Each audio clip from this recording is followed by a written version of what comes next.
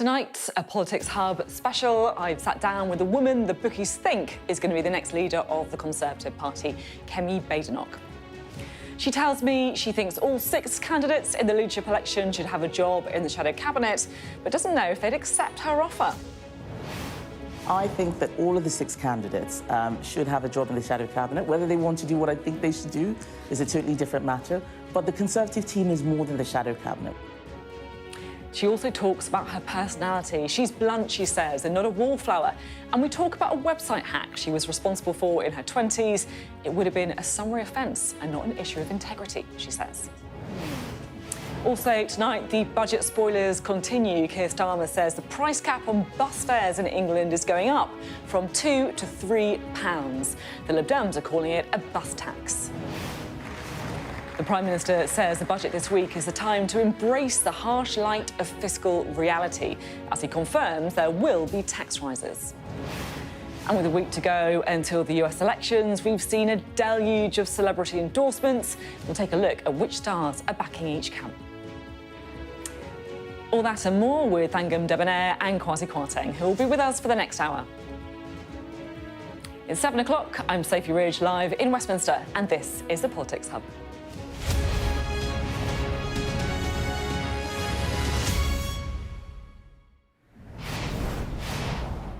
Hello, good evening. Well, this time next week, if the bookies are right, Kemi Badenoch will be the leader of the opposition. The MP for Saffron Walden is taking a big risk, though. She's running a campaign without policies and saying the Conservative Party needs to go back to first principles before they've earned the right to be heard again by the electorate. We'll find out this Saturday who will be the next leader of the Conservative Party, Kemi Badenoch or Robert Jenrick. So far, the seemingly never-ending race has been dominated by rows about the ECHR and how to rebuild the Tory party. So when I sat down with Kemi Badenoch just a few moments ago, I wanted to focus on something a bit different and find out more about the woman who wants to be Prime Minister and what her vision is for the whole of the UK. Let's listen to what she had to say. Thank you so much for being on the programme. It's great to have you here. Thank you. This time next week, you could be leader of the opposition. So I'm keen to, I guess, find out a bit more about you as a politician, your kind of vision for the country, not so much getting kind of dragged into the weeds of the Tory leadership race that has been going on, it feels, like for some time. OK. The first question I'm going to ask might seem a bit strange, but I'm not always completely clear. Do you want to be Prime Minister? So what I want to do is make the country more conservative. And by that I mean, policies that will help deliver better growth, just a better life for everyone. And I think having a Conservative government is the best way to do that. And I think that right now I have the best agenda to lead my party and to get us there. But do you want to be Prime Minister? I mean, honestly, if you ask most MPs, they would all be like, yes, absolutely. Yeah. Do you want to be Prime Minister? Well, I don't think it's about wanting to be Prime Minister. I think it's not an award. It's not like winning a competition.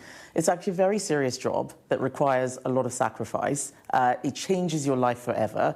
You can't just go back and work in a normal job afterwards. It changes the life of your family. So I'm very, very wary of saying, oh, I want to be Prime Minister, I want to be in charge.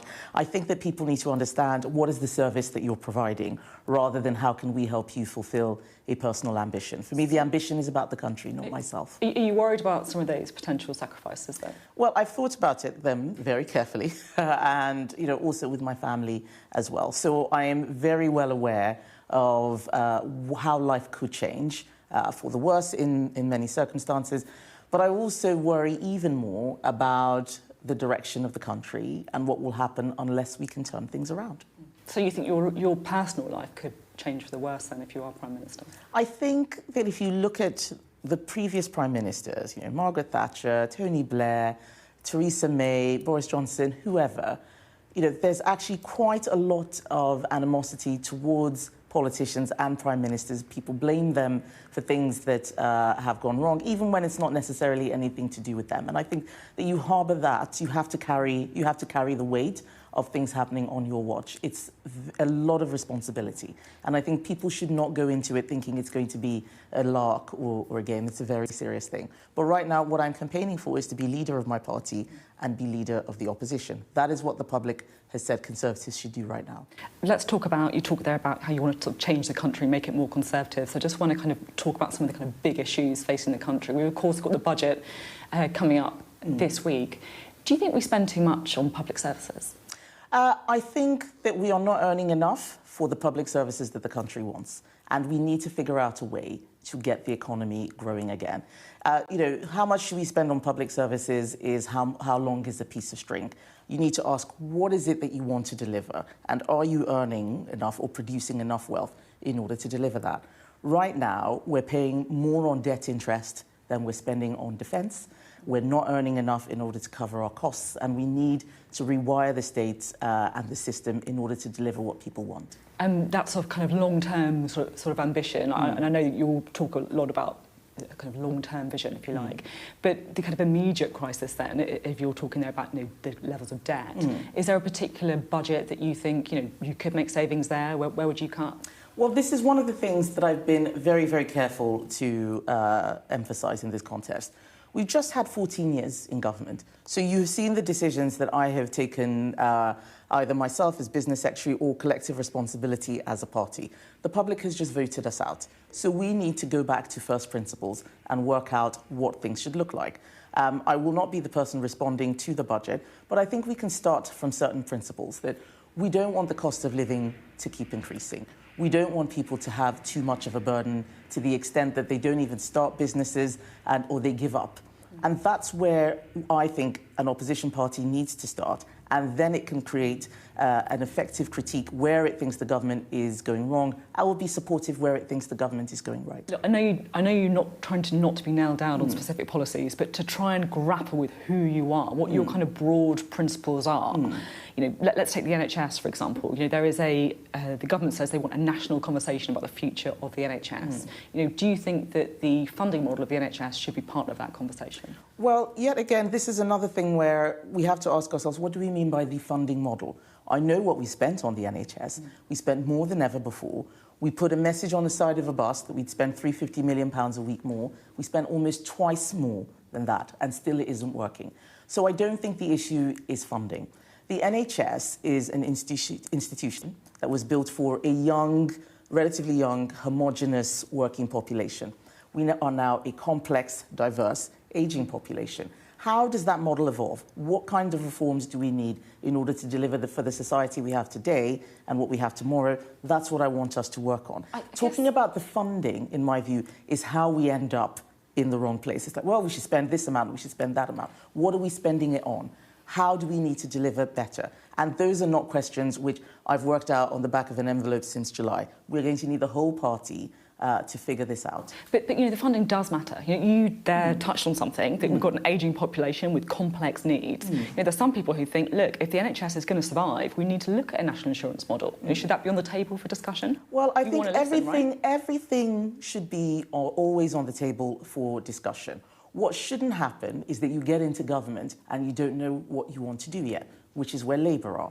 They had 14 years in opposition. What have they been doing with that time? What I'm saying is that we've tried our way, it didn't work, we're going to go and work out something different. What I'm not going to say is, well, I've worked out all these ideas, vote for them. But say a national insurance model should be on the table for the NHS, that's fair? I'm not going down any specific policy area, because that will then be a speculative conversation. But these are big, important, big picture questions, right? They are, but what I find very frustrating is that I'm asked speculative questions where I give a speculative thought, and that is then presented as a firm point of view. And I don't want to have that kind of conversation. I want us to have a serious conversation about what is it that we're trying to deliver, what makes sense for the society that we have today. You're talking about, looking at what the NHS is spending money on. And one of the things that the NHS is spending increasing amounts of money on is mental health. And I was quite struck by a pamphlet that you put your name to, Conservatism in Crisis. You obviously know what I'm talking about. But in the pamphlet it says, the socialisation of mental health, whereby mental health moved from something that people worked on for their own benefit to something where everyone had to treat people differently, has both created costs and failed to improve people's mental health outcomes. Do you agree with that statement? Well, what that statement is saying, and what I do agree with, is that the way we deal with mental health has changed, but it is not improving. It is getting worse. And we need to find out why that is happening. Why is it that we have, in some people's words, a mental health crisis, despite us doing quite a lot in that space? And we don't know the answer. The demand for mental health services is increasing. It's having an impact on the workplace. A lot of people who are signed off work aren't signed off because of physical disability, but because of very poor mental health. And that's something that I want us to work on. So do you think what we're kind of like medicalising or putting a label on something that is, for some people, normal life? Well, what I am saying is that we have changed the way that we approach things. Is it better? Is it worse? Let's look at that. There will be individual cases which I can, speak of in my constituency where I can say, well, that's definitely gone wrong. But what's happening all across the country? Let's look at that.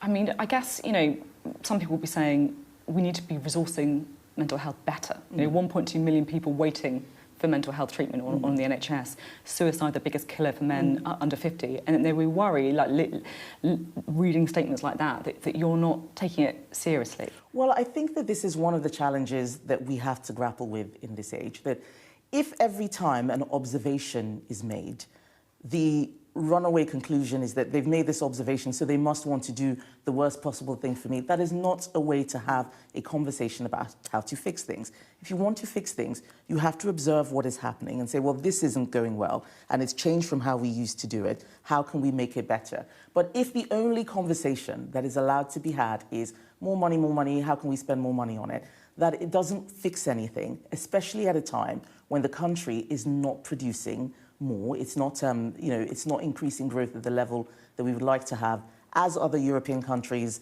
and even countries like Japan and Mexico and the US are finding. I guess I'm asking these questions because I feel like you're a politician who talks a lot about personal responsibility. That's right. Do you feel like the state is, I guess, infantilising people sometimes? I think that the state does infantilise a lot of things. Do we really need to ban smoking in pub gardens? Do we really need a football regulator? These things are micro on their own, but the cumulative impact of everything that the state is doing, I think, is too much. A lot of these things are not public services. A football regulator is not public services. More quangos are not necessarily more public services. I think I saw something about an office for value for money that Rachel Reeves may or may not be proposing. We keep creating more bureaucracy, more regulation, and yet the public services are not improving. And I think that's one of the things that we as a party got wrong. We, the Conservatives, followed this model. This is what I call the Blairite sort of third way model. And maybe it worked in 1997, but it does not work now. In the same pamphlet on mental health, you, or I'm not sure if it was you who wrote it, but it says this. It wasn't me, but I did read it. On autism. Because you say that the approach, or the pamphlet says the approach to autism now offers economic advantages and protections. If you have a neurodiversity diagnosis, e.g. anxiety, autism, you're in a category similar to race or biological sex in terms of discrimination, law and general attitudes. As a child, you may well get better treatment or equipment at school.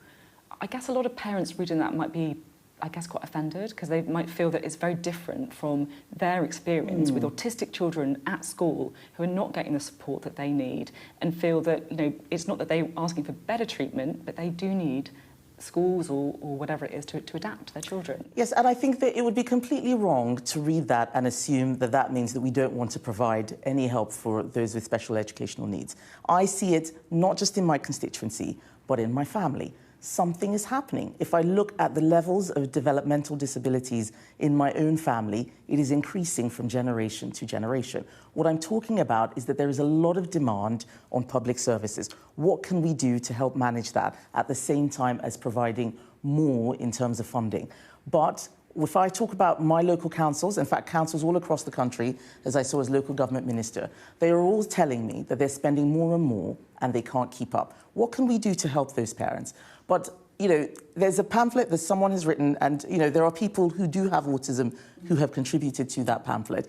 Not everything is going to be stuff that people can agree with, but let's have a conversation about how we help those families. I know how hard it is. How do we help them? What is causing this? How can we reduce the demand for mental health services, get people more resilient? How can we help those who have autism? If we fix mental health, there's more money around for developmental disabilities. How can we look at a systemic approach? How local government funding works, adult social care, children's social care, how that links with the NHS, it's all linked. And I don't want us to look at these issues in isolation. That's what we're trying to do. We're trying to look at the system, not just problem by problem, because that way doesn't work. I said that I do want to get dragged into the Conservative leadership race, but I do feel like I have to talk about the spat that's kind of erupted, if you like, with yourself and Robert Jenrick over the last couple of days. You wrote an article this weekend implying that he doesn't have integrity because he was sacked and there was perhaps a whiff of impropriety. I mean, I guess, he might say, I haven't hacked into anyone's website. Well, he might say that, but what I think is that in a leadership contest, people are going to present the very best offer that they have. And what I'm saying is that I'm somebody who has integrity, and I am somebody who a lot of people have said... I guess my point though is, If I may just finish, a lot of people have said, we're voting for you because we're quite worried about what we saw with the party. People did tell me, whether it was COVID contracts, something I think is unfair, inferring that there was a whiff of impropriety with that, having to explain all these things, constantly explaining. Just having somebody who doesn't have that baggage is something that I offer. I guess my point is that, supporters of Robert Jenrick might be saying, you're talking about integrity and baggage, but you were the one who in 2008 hacked into Harriet Harman's website. Well, that was illegal, wasn't it? Well, had let's a talk prison about... sentence of 5 years at the time. Let's talk about that. No, it didn't. It was a summary offence at the time, the same as a speeding ticket. It was actually something quite different from what the law is now. But also, that in itself is an example of how I have integrity. No one knew about that, Sophie. I came out and said this. It was 10 you said years... it as a joke. Yes, well, but I said it 10 years before I was this was something that happened 10 years before I was a Member of Parliament. It wasn't something that I did in Parliament. And I came out and said, actually, do you know what? I did this thing. And I never realised just how much hassle MPs got. Harriet Harman and I had a joke about it, and what did I do? I put a picture of Boris Johnson's, campaign photo on it. And I didn't actually, I'm glad that you asked this, I didn't actually hack into it. I typed to go into the website, and it asked for a password, and literally the first thing I put me in the back end. What it shows is that at that time, and maybe even now, I do like playing pranks, I have humour. But I told people that. Being honest is something that people say they want in their politicians, but when a politician is being honest, then we can't just say, oh, well, that shows that you don't have integrity. I'm very pleased, actually, to have the opportunity to say that, yes, I put a photo of Boris Johnson on Harriet Harman's website because I thought it was very funny. 10 years later, when I got to Parliament, Harriet and I laughed about it. It was a summary offence, a speeding ticket, and that was that. That is not an integrity issue. Being honest is, and I'm honest. Do you still think it was quite funny then? It was very amusing at the time. Now that I'm an MP, it's a lot less amusing because now you see it from the other side. And that's one of the things that I was saying, that we attack MPs all the time and everybody thinks that, the email they send to an MP or the tweet they send to an MP, it's just them, blowing off steam. But as a Member of Parliament, we are recipients of a whole load of stuff and people don't necessarily understand what we're dealing with. So yes, 20 years ago, I did that, I was in my 20s, but actually, we evolve as people, we learn things. And talking about my experiences is a good thing, it's honesty, and we should have more of that. There's one other thing that I want to ask you before we go. In the leadership race, people describe you as someone who would cross the road to have a fight, someone who's abrasive, someone who is aggressive even. And it does strike me that, this is some of the language that we often use about black women. Do you recognise that? Well, I don't know why people say these things. I'm sure that there will be some people who want to play to stereotypes. One of the other ones that I get is, oh, she's very lazy. So both aggressive and lazy at the same time, despite all of the jobs I do at the same time, looking serene, might I add, while I do them. I think that people will often just look for whatever they can to drag you down. Do you think there is some racism in that, though? Well, I don't know who's saying it. And I try not to get bogged down with what people, with what people are saying behind my back. What I do know is that I am somebody who's very blunt. That is true. I am very forthright. And I'm very confident as well. I'm not a wallflower. And people will often take your strengths and present them as weaknesses. So I think that's what's happening. I don't like throwing accusations of racism and misogyny unless I know who is actually saying these things and being very clear about what their motivations might be.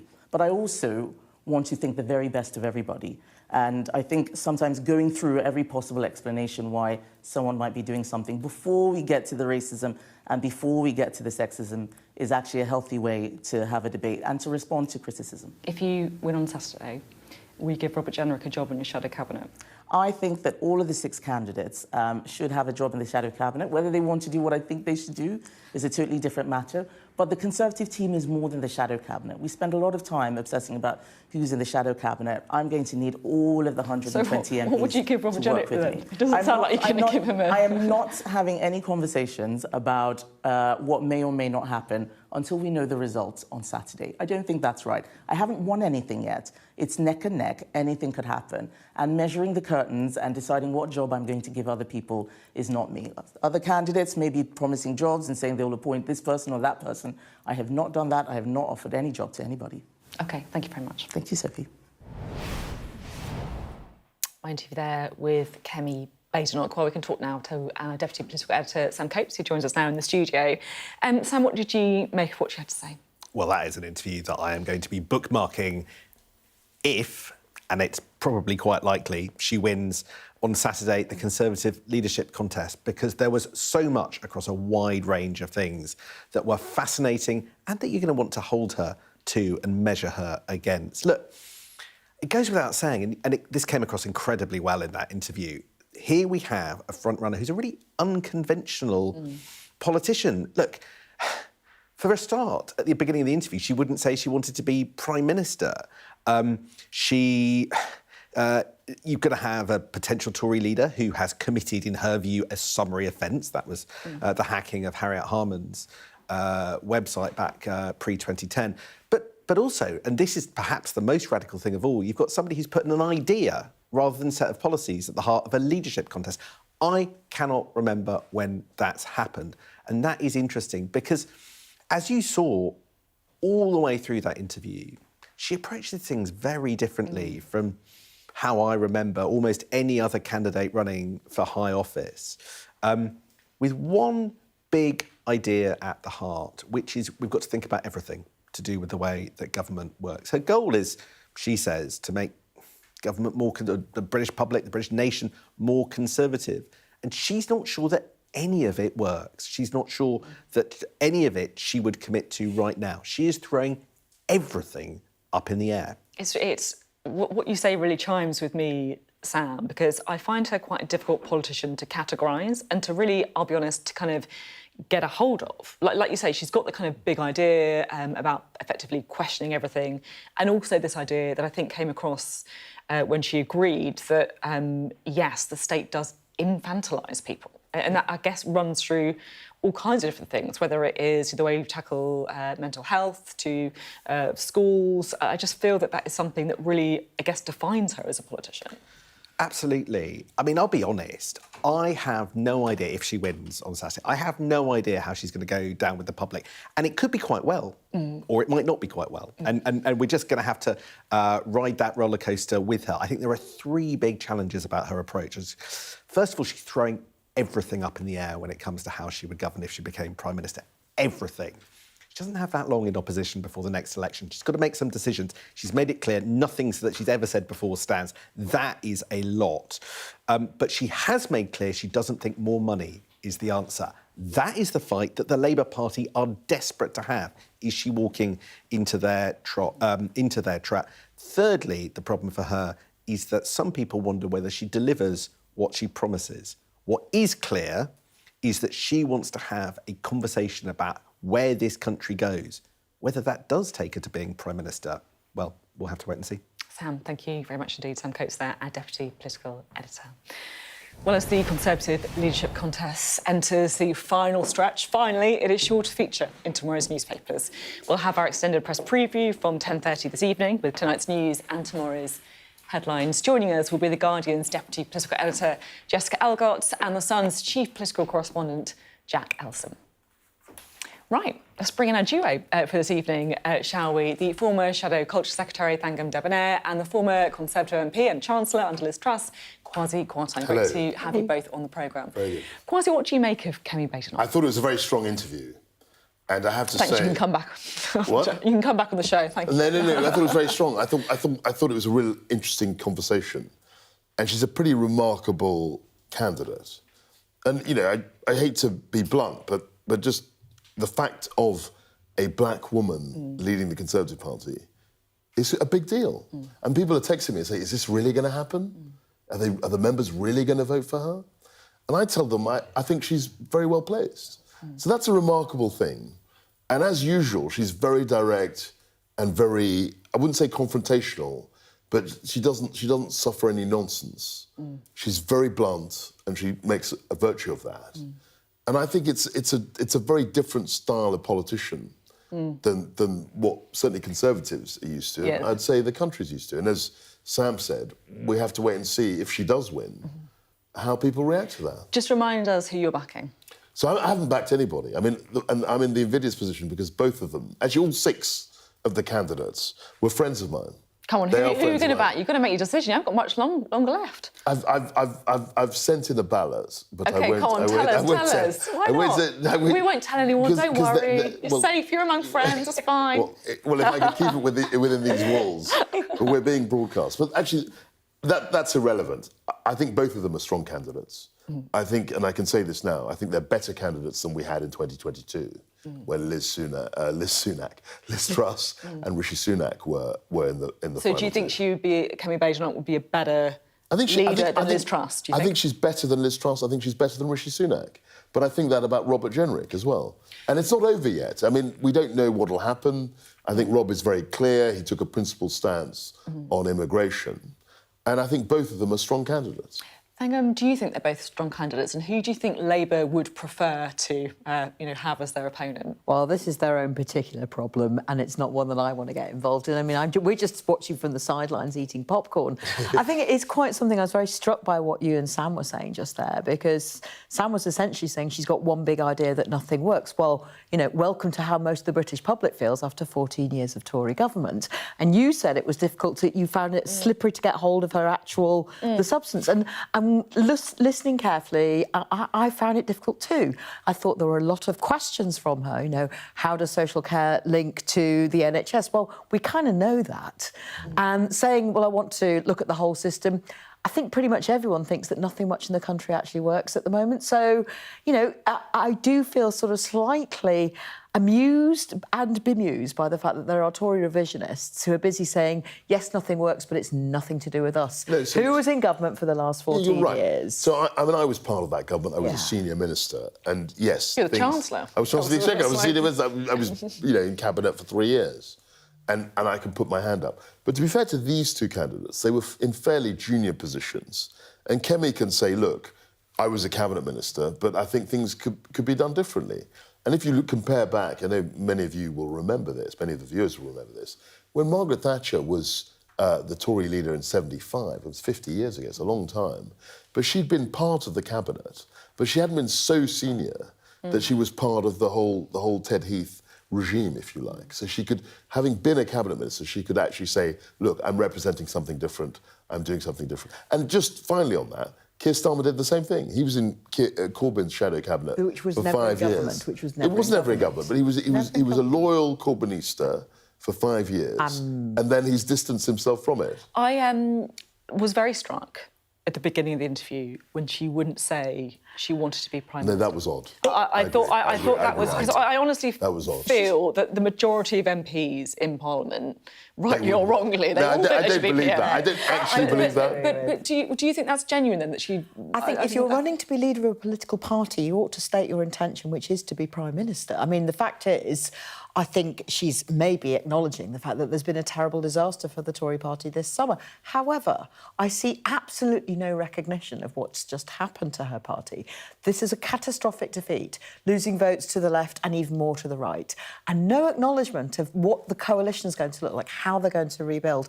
We suffered a catastrophic defeat in 2019 under Jeremy Corbyn, and we looked at ourselves and thought, we have to change. It's never the voters that are wrong. It's not the voters' fault. If you are beaten like that, you have to work out how to change. Keir Starmer led us through that change, and now he's leading the country. If Kemi actually wants to lead the country, A, I think she should say so, because otherwise, what's the point?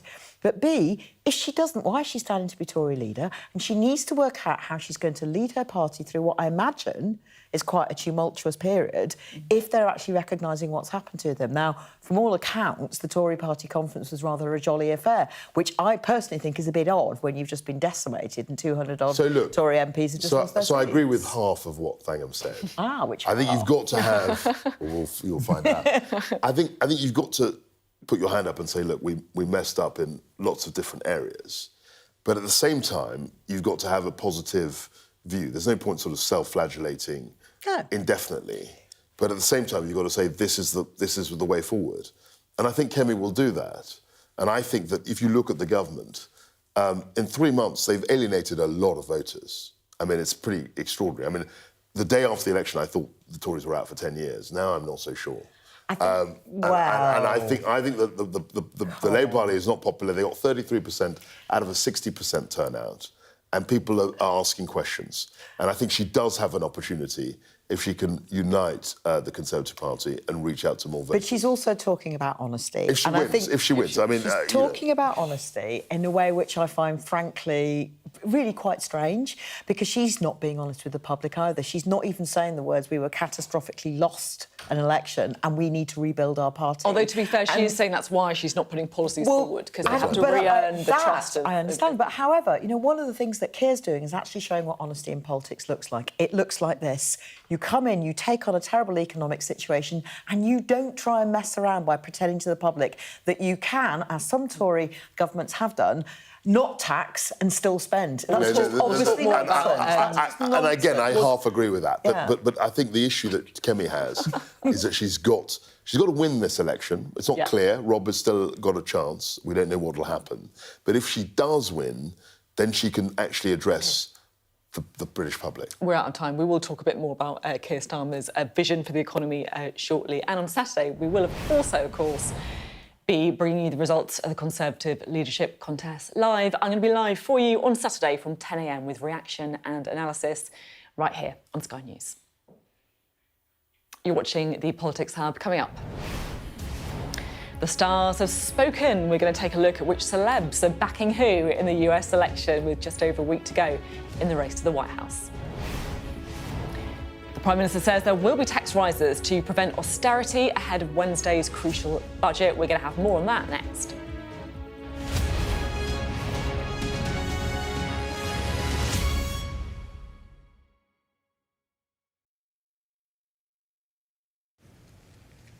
All right, ready?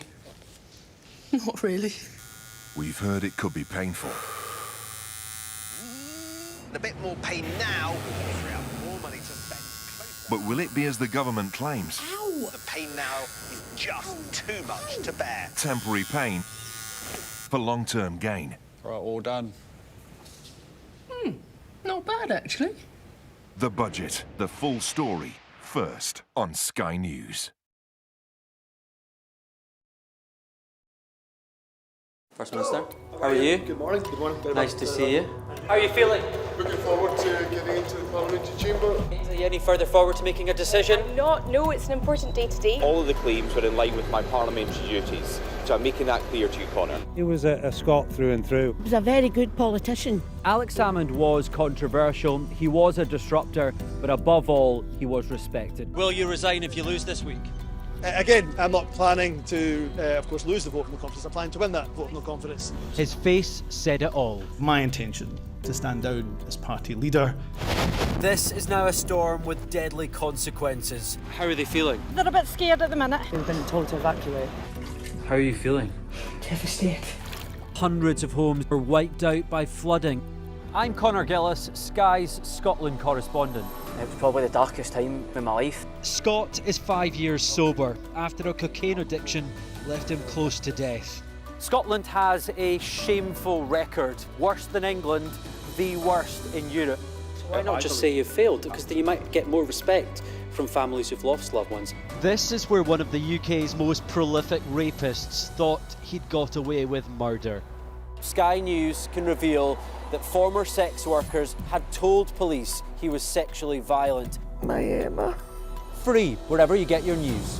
It's over, isn't it? The Americans say he is Rossi, a fraudster. This has been one of the most bizarre cases ever heard in a courtroom in this country. A dangerous murderer. Do you think you'll ever be able to forgive Andrew Innes after this? She said she can forgive him, but as long as he's behind bars. By doing the right thing, it's destroyed your life. They terrorised me. They intimidated me. Sky News. The full story first.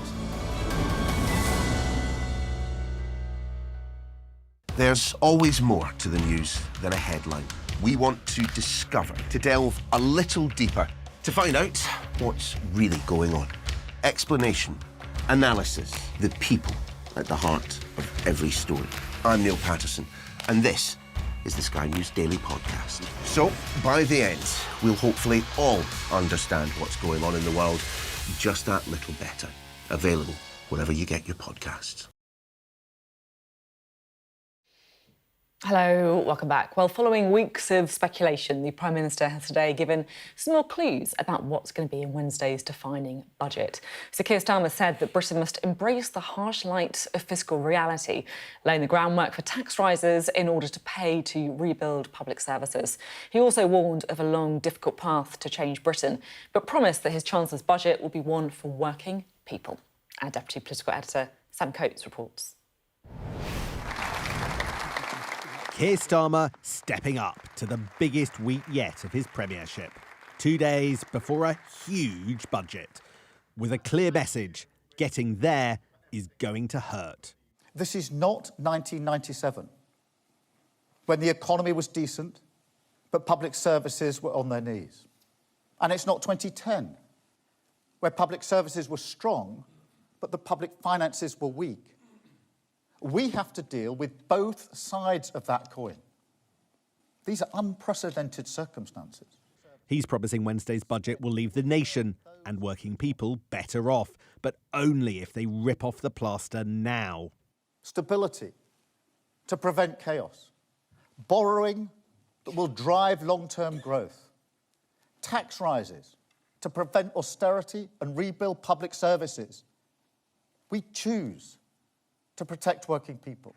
That one of 26 mentions of working people in this speech, and an admission that borrowing and taxes are going up. The Prime Minister making choices that could be unpopular. But he says they're necessary, and the Tories were too scared to make them.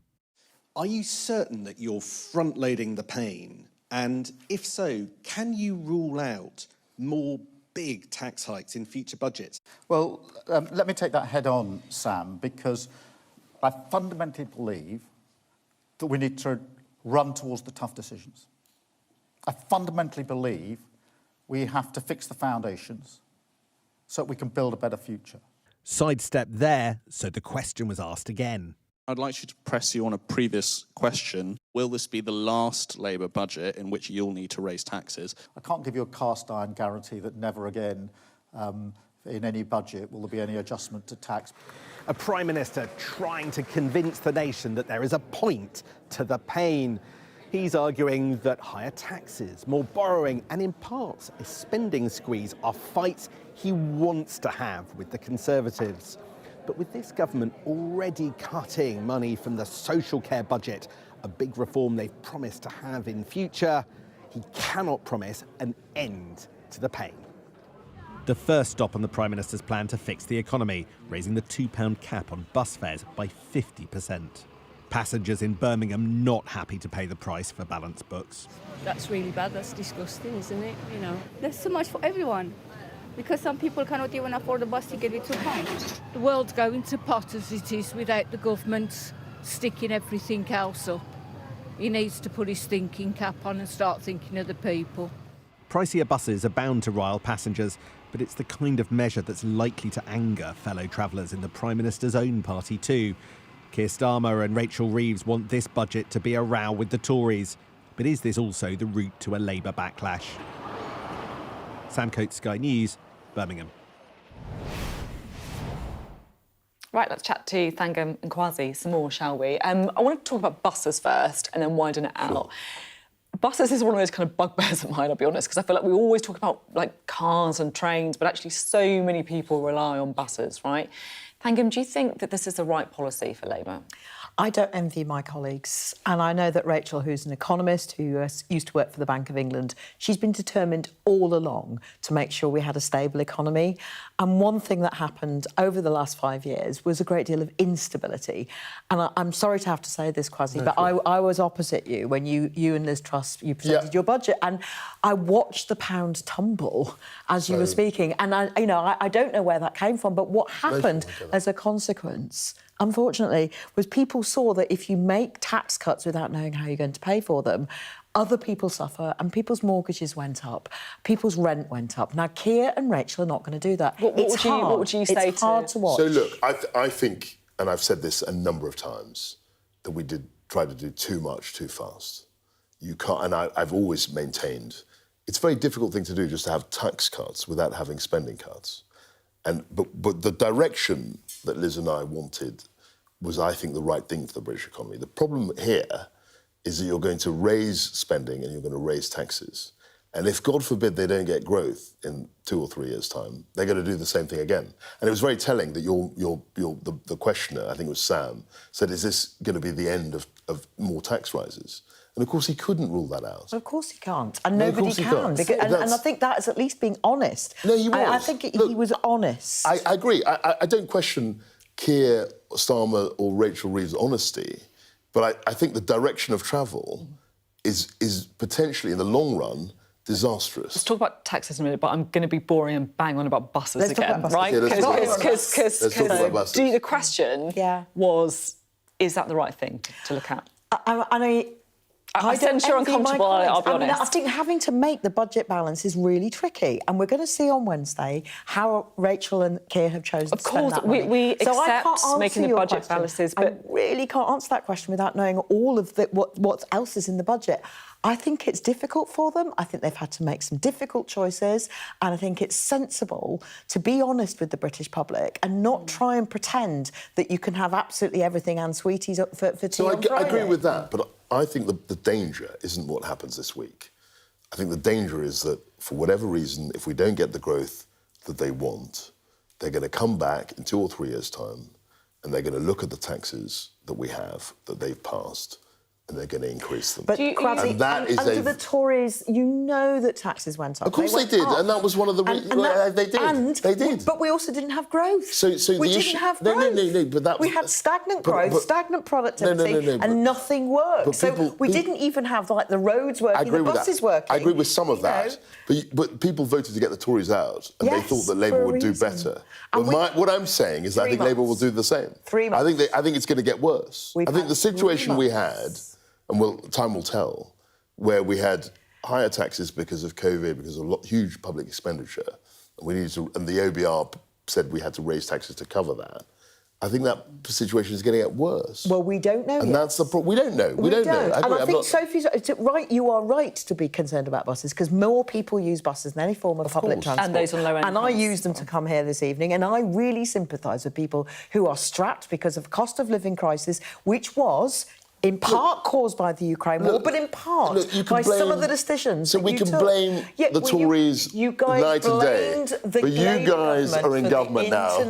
You guys are in government now. You own the situation, and you've got to solve the problems. I came to Parliament in 2015, and you guys were still blaming the Labour Party for everything. You kept saying that Labour crashed the economy when there'd been a global economic crisis, and you were still doing it 5 years on. We're not going to rehearse that. We're 3 months... Oh, that's convenient. No, but 3 months in, and we've just 3 months in, and we haven't had the budget yet. You've got an opposition, and we all know what happened and when we saw Kemi and all of that, and now you've got a government who've got the ball in their hands. It was also civilised until now. It's still civilised. This is a political debate. No, but they can't just blame the Tories forever. They've got to own what's happening. I'm going to play your Hansard back. I'm going to literally find your Hansard. Seriously, the Tories were blaming the Labour Party 2015, 2016 for actually what was a global financial crisis. Look, We've had 3 months. We're not rehearsing the that. effects of your budget are still with us. They're I'm not rehearsing it. People are living it, and they're living it in higher mortgages. They are now in charge, and their decisions are all political decisions. Yes. And they are the ones who are responsible. And we'll find out more about that budget, which is really when we're going to get the true colours of this government. Thanks both very much indeed. Of course, we're going to bring you full coverage of Rachel Reeves' first budget as it happens. I'm going to be with you from 10 a.m. on Wednesday here on Sky News. Coming up next on the Politics Hub. From Beyoncé backing Kamala Harris to Hulk Hogan throwing his support behind Donald Trump, we'll discuss how much influence celebrities have on US election campaigns. We'll also have more footage of a Labour MP now suspended from the party punching a man in the street.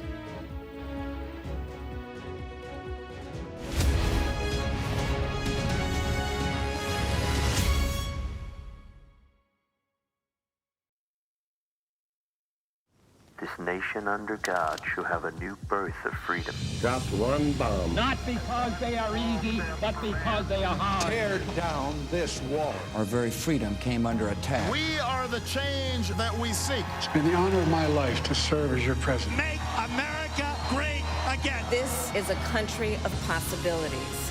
There have been 46 presidents of the United States. Who will be next? Get the full story first on Sky News.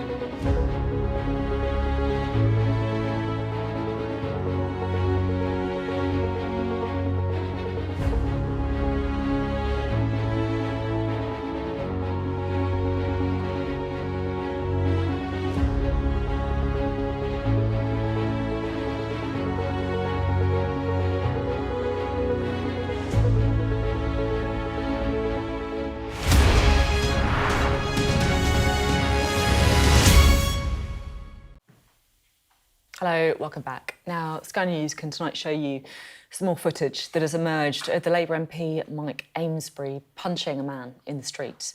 The MP for Runcorn and Helsby has been suspended from the party now. Earlier today, the Prime Minister called the images shocking. Our Chief North of England correspondent Greg Milam has this report, a warning that there are scenes of violence you might find disturbing. In the early hours of the morning, CCTV cameras captured two men exchanging words in the street.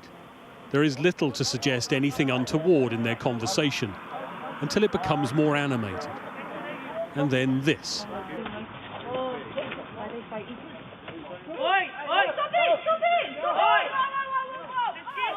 MP Mike Amesbury first punches the man to the ground, then follows up with more blows while he's on the floor. A bystander filmed those punches as people nearby reacted. He's the local MP, Jono. Get him on camera. Get him on camera, Jono. He's the local MP.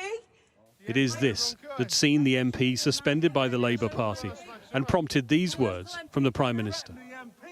I've seen the video footage. It's shocking. We moved very swiftly to suspend him as a member and as a Member of Parliament. There is now a police investigation, and in the circumstances, you'll appreciate there's not much more I can say about that. We don't know what happened in the moments before the videos were recorded. Mr Amesbury is believed to have been at a constituency event earlier in the evening. Mr Amesbury says he has spoken voluntarily to Cheshire Police about what happened here. The force says its investigation is ongoing. The person we haven't heard from is the other person at the centre of those events, the person on the receiving end of those punches.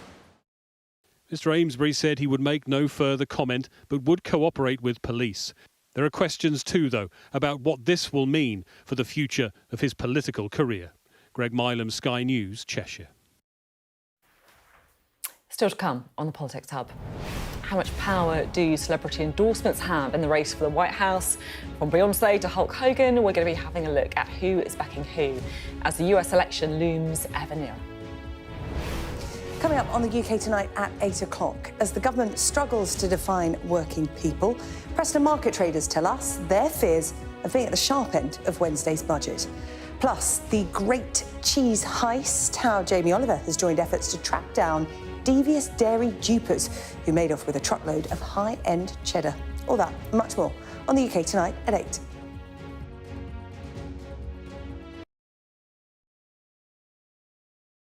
We arrive.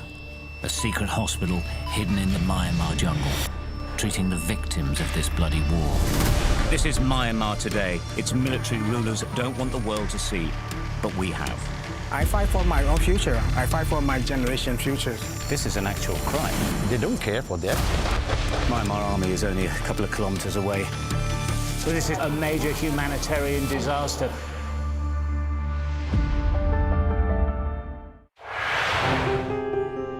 I'm James Matthews, and I'm Sky's US correspondent, based here in Washington, D.C. Do you fear a fourth indictment? Is it a draw? Does your government owe an apology to the British home children? Great to see you. Does your government owe them an apology? The fact that they were intercepted, does that indicate a military weakness on the part of Iran? No. Free, wherever you get your news. There's no doubting the strength of this hurricane as it roars through. You can feel a devastating power. It had been a difficult night in a deadly storm. Bang, bang. You can hear it hitting the windows. Our houses are okay. It's depressing. As bad as all of this is, it could have been much worse. Today, this land they call sacred is at the heart of America's electric car revolution. To me, it's a sacred ground. The white gold rush is a race that Biden doesn't want to lose. I've covered some of the biggest stories in the world. Donald Trump, 45th President of the United States, it would appear is about to learn his fate. Escort coming out! San Quentin houses America's largest death row. They rarely allow cameras onto the condemned block. James Matthews, Sky News. I want to be treated equally like everyone else. It's one step closer to getting out, to getting off death row. Sky News. Get the full story first. Mr. Trump, James Matthews from Sky News. Hey, James. Are you diminished by claims that you're a racist? The question? Mr. Musk, has your ignorance and ego cost Ukrainian lives? Vladimir Putin calls you outstanding. What do you call him, sir? He's from Sky News. He's from Sky News. He's entitled to ask me questions. Hello, welcome back. Now, they say that in America, everything is bigger and better. And certainly it seems, when it comes to political campaigning in the States, there's an extra bit of star power that it's probably fair to say we don't always see that often in Westminster. From appearances at rallies to social media posts, endorsements from celebrities just don't stop coming. Here are just some who have thrown their weight behind Kamala Harris's campaign. Let's do this, ladies and gentlemen. Please give a big, loud Texas welcome to the next President of the United States, Vice President Kamala Harris. Kamala Harris and Tim Walz for President and Vice President. Get out there and vote! We need a bold step forward to save our economy, our planet, and ourselves. That's why I'm voting for Kamala Harris. Well, those are some of the celebs putting their backing behind Kamala Harris. What about Donald Trump? I don't see no stinking Nazis in here. You know, when I hear my president and our president, Donald Trump, speak, he sounds for real, brother. There's a lot of people out there who need to vote for President Trump, okay? So, this is a real battle. This is a real election battle. Here's a hint. Are you scared? God bless Donald Trump. Well, let's chat to Thangam and Kwasi. I mean, so it's pretty box office, some of those guys. But my view is, I think you're taking the electorate for fools. I mean, there are very few people who think, I'm totally undecided, but now Hulk Hogan has endorsed Trump, I'm going to vote for Trump. I think that's people don't think like that. I'll be honest as well. I do find it slightly weird that people... Why should we care what Leonardo DiCaprio thinks about politics rather than a random person in the pub? It's absurd. What do you think makes a difference? Well, I mean, it's always nice to see Beyoncé take the stage, and I was very happy when Taylor Swift came up, but I agree. And I think there's a reason why we mostly don't really do that here. I mean, I don't know whether it's just being British, but celebrity endorsements, I think they can really easily backfire. Plus, once you've hitched your wagon to that particular celebrity, if they ever say or do anything a little bit off, you're kind of stuck with them, aren't you? That's true. So I think Thangam's right, and I think we're a bit more sceptical as an electorate. But even in America, I don't think people are thinking, oh, well, Taylor Swift's going to vote for Kamala. Yeah. I'm going to vote for Kamala. Or Kid Rock's going to vote for Trump. I don't think the electorate thinks like that. Yeah, I think you're right. Actually, the proof of the pudding is that there's even a Swifties for Trump. So they love. You know what she's doing. There's for Trump. There is. Wasn't that Donald Trump falling for fake news or something, right? But there are people, of course they are. AI confected story that's their brains are big enough to think, OK, I like Taylor Swift, but I'm going to vote for Trump. We're basically out of time. All the other way around. Who do you reckon's going to win? Go on, quickly. Kamala. Trump will win. Wow, not long to find out. Not long at all. Great to have you both on the programme. Really lively chat today, so thank you. That's it from us tonight. But I'll see you tomorrow at 7. Up next, it is UK Tonight with Sarah J. Mee, but we're hoping, of course, to speak to Robert Jenrick, the other contender for the Conservative leadership on the show tomorrow. So we will see you then. Have a great evening.